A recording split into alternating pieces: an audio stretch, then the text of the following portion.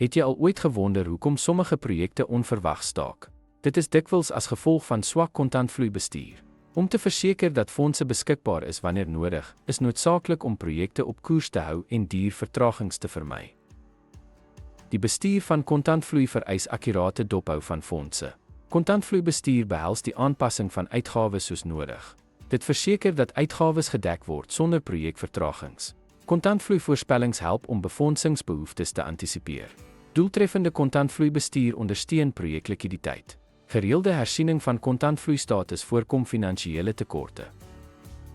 Ten slotte, die bestuur van projekkontantvloei is noodsaaklik om fondse beskikbaar te hou, gladde projekuitvoering en finansiële stabiliteit moontlik te maak. Dankie dat u by ons aangesluit het.